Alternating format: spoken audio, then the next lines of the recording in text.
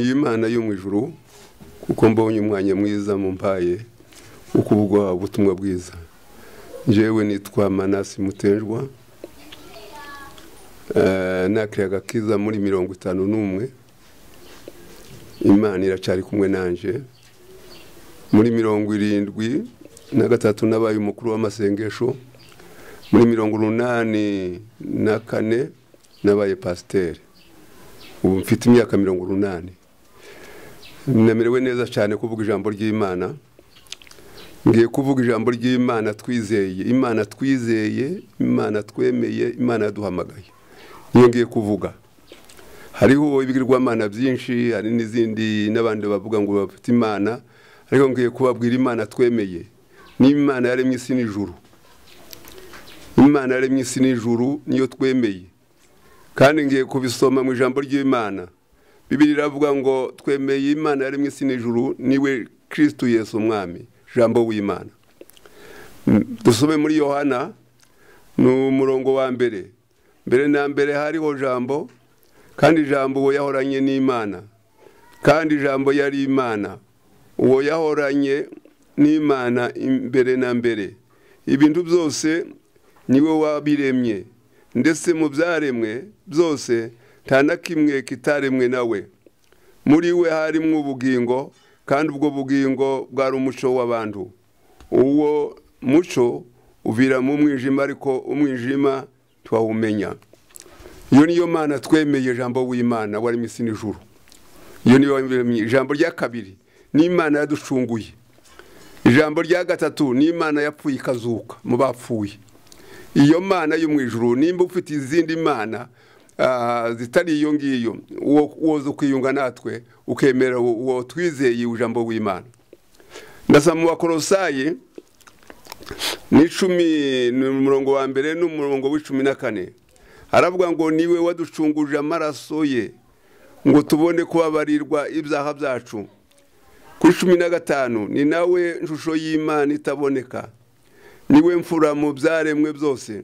16 kuko muri we arimo byose byaremewe, ari ibyo mu ijuru cyangwa ibyo mu isi, ibiboneka n'ibitaboneka, intebe z'ubwami n'ubwami bwose n'ubutware bwose n'ubushobozi bwose. Niwe wabiremye byose, kandi rero ni nawe byaremewe. Yabanjirije byose, kandi byose bibeshwaho nawe. Niwe mutwe w'umubiri, niwe torero, kandi niwe tangiriro, n'imfura yo kuzuka mu bapfuye. N'imfura yo kuzuka mu bapfuye, kugira ngo abo wa mbere uhebuje byose. Kuko Imana yishimiye ko kuzura kwayo kose kuba muri we, kandi imaze kumuzanisha amahoro amaraso yo kumusaraba, we imwiyungisha n'ibintu byose, ari ibyo mu isi cyangwa ibyo mu ijuru.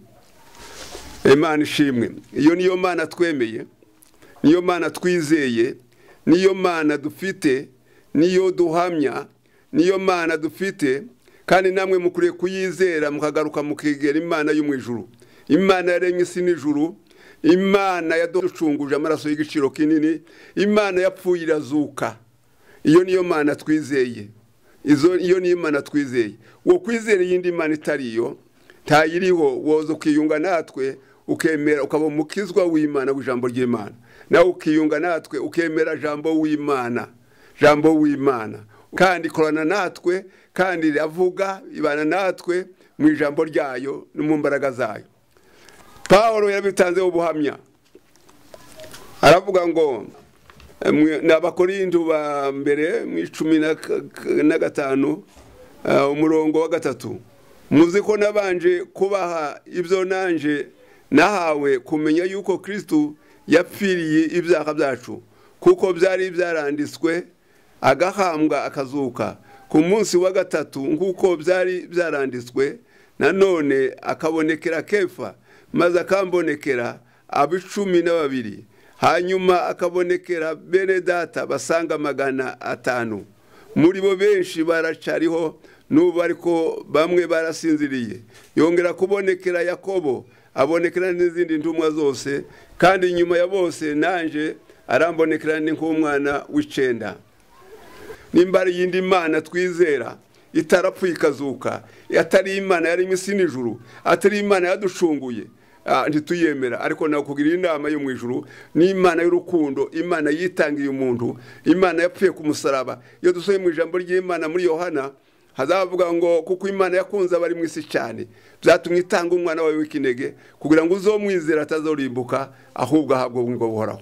Ngwino mwene data, ngwino wegere umukiza Yesu, ngwino wegere agakiza k'Imana, wumva imana yapfuye ikazuka kandi zo kujana mu ijuru, kandi zozura n'abapfuye bose hamwe natwe ikatuzura, tukagenda mu ijuru tukamusanga mu ijuru ry'Imana.